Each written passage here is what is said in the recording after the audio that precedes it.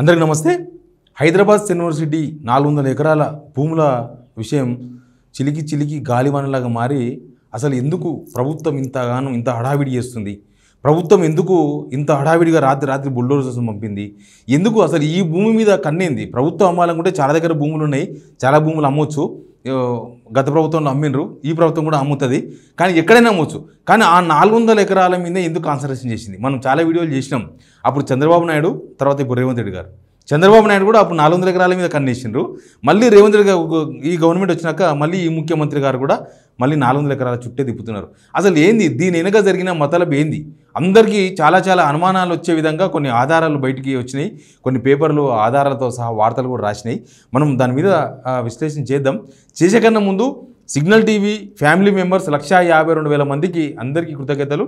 ఈ వీడియో చూస్తున్న వాళ్ళు కింద ఉన్న సబ్స్క్రైబ్ బటన్ కూడా నొక్కండి. వాస్తవాలు ఏందో జనాలకు చేరే వరకు రీచ్ చేయండి. మీరు లైక్ చేయండి, కామెంట్ కూడా చేయొచ్చు. అయితే ఏమైంది అసలు మనకు ఇది తెలవాలి ముందు ఏం జరిగింది. ఎందుకంటే అందరూ 10,000 కోట్ల రూపాయలు దీనిలో ఒక బ్లాక్ స్పాటెడ్ మనీగా చెప్తున్నారు. దాన్ని అమ్మితే వచ్చే అమౌంట్ కన్నా మార్కెట్ రేట్ కన్నా తక్కువ అమౌంట్కు ప్రభుత్వం అమ్మేందుకు ప్రయత్నం చేసింది అనేది ఫస్ట్ దీనిలో ఉన్న ఆరోపణ.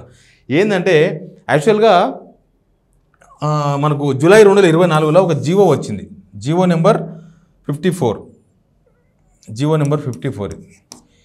నెంబర్ 54లో ఉన్నది ఏంటంటే అప్పుడు 2024 జూలై నెలలో జీవో 54 ఇచ్చారు.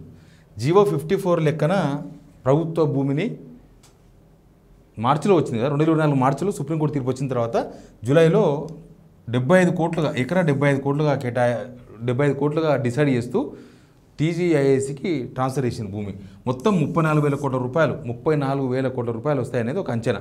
వీటికి అయిపోయింది కదా. అయితే దీనికన్నా ముందు మార్చిలో సుప్రీంకోర్టు తీర్పు వచ్చిన తర్వాత మధ్యలో నాకు తెలిసి మేలో సీఎం రేవంత్ రెడ్డి గారు అక్కడ ఫుట్బాల్ ఆడడానికి పోయినారు. అందరూ అనేది ఏంటంటే ఫుట్బాల్ ఆడడానికి పోయినప్పుడు ఆ ల్యాండ్ చూసినారు. అప్పటి నుంచి దానికోసం కసరత్తు చేస్తున్నారు అని. దీనిలో చంద్రబాబు నాయుడుకు రేవంత్ రెడ్డి లింక్ ఉందా లేదని నేను చెప్పను, నాకు తెలియదు కాబట్టి. కానీ అప్పుడు కూడా సేమ్ అట్లే జరిగింది కుట్ర, ఇప్పుడు కూడా అట్లాంటిది కుట్ర జరిగింది అనేది ఇక్కడ ఉన్న అనుమానాలు. ఏమైంది ఇక్కడ మేలో ఫుట్బాల్ ఆడడానికి పోయినరు, తర్వాత జూలైలో జీవో వచ్చింది టీజీఐసీకి ఇచ్చేస్తూ, తర్వాత 10,000 కోట్ల రూపాయలకు అప్పు కోసం పెట్టినప్పుడు కూడా ఇదే చెప్పినారు. 10,000 కోట్ల తీసుకున్నారు కదా, రైతు భరోసా పేరు మీద 10,000 కోట్లు రైతు భరోసా ఇవ్వాలని చెప్పి వేరే ఒక మధ్యవర్తి బ్రోకర్కు 100 కోట్ల రూపాయలు ఇచ్చి ఐసిఐసిఐ బ్యాంక్ ద్వారా డబ్బులు తీసుకున్నారు కదా. అప్పుడు కూడా దీని వాల్యూ 75 కోట్లు ఎకరాకు చెప్తే అక్కడ కూడా పెద్ద కథ ఉన్నది. తర్వాత నవంబర్ 2024లో ఒక ప్రైవేట్ ఏజెన్సీ ద్వారా సర్వే చేయించాను మార్కెట్ వాల్యూ. దాని వాల్యూ ఏంటంటే ఎకరాకు 52 కోట్ల రూపాయలంట. అంటే ఎంత తగ్గిపోయాయి? దగ్గర 23 కోట్ల రూపాయలు తగ్గిపోయింది. సింపుల్గా ఎకరాకు 23 కోట్ల రూపాయలు డౌన్ చేస్తూ ఆ ప్రైవేట్ సంస్థ ప్రభుత్వానికి రిపోర్ట్ చేసింది. మార్కెట్ వాల్యూ 23 కోట్ల రూపాయలే కదా అని.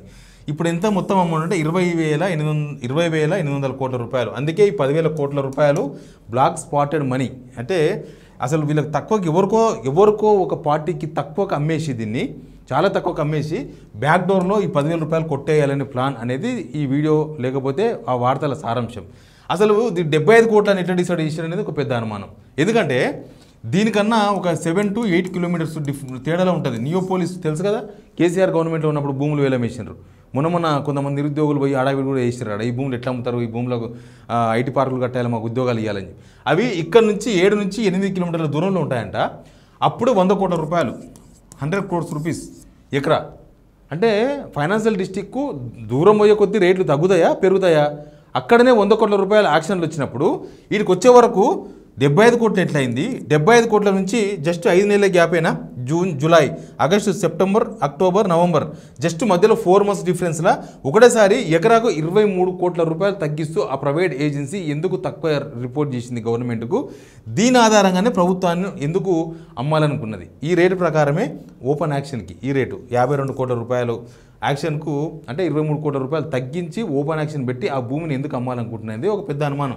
ఎందుకంటే చంద్రబాబు నాయుడు పీరియడ్లో ఏమైంది?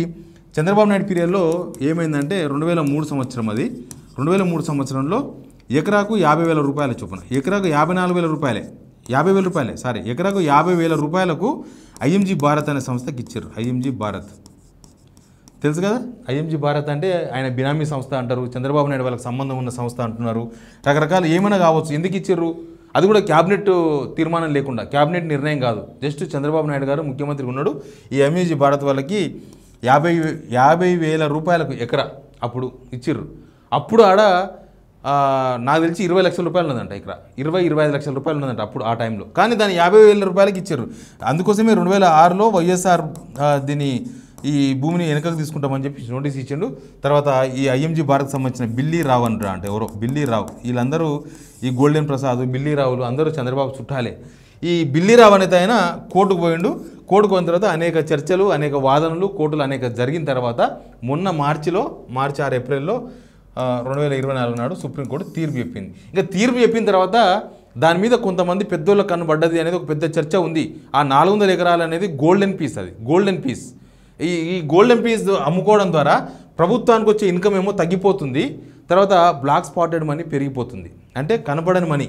ఇప్పుడు ఎవరైనా సరే ఒక విషయం, మనం ఒక ప్లాట్ అమ్మాలనుకున్నాం, ఎక్కడో దగ్గర మనకు తెలిసిన వాళ్ళదో మనదో ఒక ప్లాటు అమ్మాలనుకున్నాం అనుకో.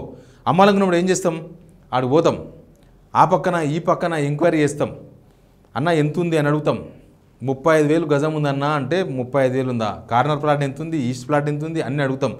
అది వచ్చిన తర్వాత మన ప్లాట్ అమ్మకానికి పెడతాం ఆ రేటును చూసుకొని. మరి ఇక్కడ 100 కోట్ల రూపాయలకు ఎకరా యాక్షన్, ఓపెన్ యాక్షన్లో, అది కూడా 2 years బ్యాక్ పోయినప్పుడు, 2 years బ్యాక్, అది ఇప్పుడు కాదు, 2 years బ్యాక్ పోయినప్పుడు అంత గోల్డ్ పీస్ 400 ఎకరాలు, అది దగ్గర, ఇంకా సిటీకి దగ్గర, ఫైనాన్షియల్ డిస్ట్రిక్ట్ మొత్తం ఐటీ పార్క్స్ ఉంటాయాడ. ఎక్కువ పోతుందా తక్కువ పోతుందా?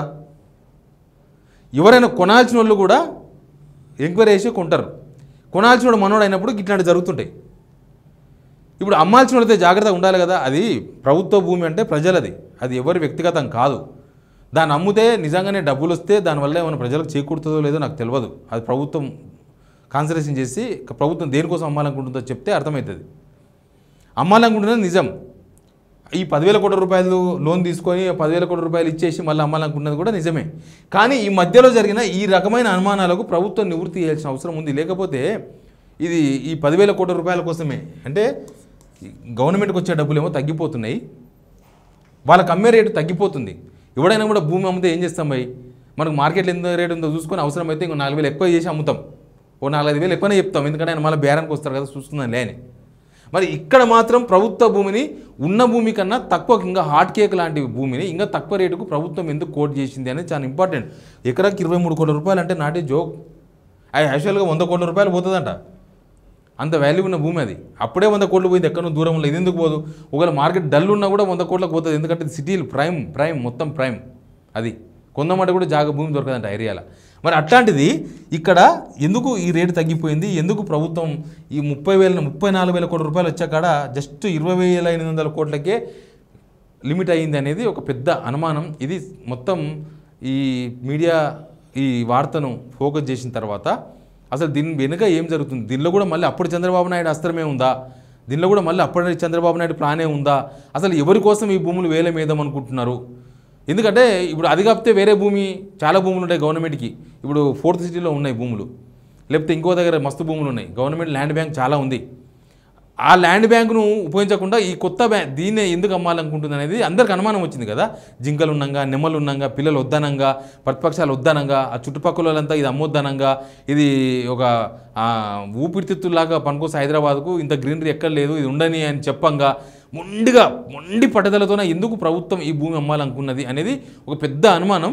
తీరా చూస్తే రకరకాల వార్తలు పేపర్లు వచ్చిన తర్వాత అవన్నీ పరిశీలిస్తే లాస్ట్గా దీని వెనక ఏదో ఒక 10,000 కోట్ల రూపాయల బ్లాక్ స్పాటెడ్ మనీ కోసం జరిగిందా, సేమ్ 2003లో ఏం జరిగిందో ఇప్పుడు అదే జరిగిందా అని ఒక పెద్ద చర్చ అయితే ఉంది. ప్రభుత్వం క్లారిఫై చేసుకోవాలి దీనికి. ఎవరేమి చాలా ఉంటాయి ప్రభుత్వంలో ఉన్నప్పుడు, అందరూ అనుమానాలు వస్తాయి, అందరూ మాట్లాడతారు, దాన్ని క్లారిఫై చేసుకోవాల్సిన బాధ్యత ప్రభుత్వం పైన ఉంటుంది. అంతేగాని మమ్మల్ని ఎవరు అడగొద్దు, మాతో ఎవరు మాట్లాడొద్దు, మేము ఏం చేసినా ఇంతే, అనుమానాలు ఎట్లా వస్తాయి అంటే కష్టమవుతుంది. అది ప్రజలది, అది ఎవరిది కాదు. అది ఎవరిదో వాళ్ళ సొంత భూమి అయితే వాడు అడగడు. ప్రజల భూమి అంటే మనది, అది మన భూమి కాబట్టి మన భూమి అమ్మకానికి పెట్టినప్పుడు అసలు దీనిలో ఏం జరుగుతుందని అందరికీ అనుమానాలు వస్తాయి. ఎనీవే ఈ విషయంలో ఎస్సీయూ భూముల విషయంలో అసలు విషయం మాత్రం ఇదే అని మాత్రం పేపర్లన్నీ కోట్ చేసినాయి. Please subscribe signal TV.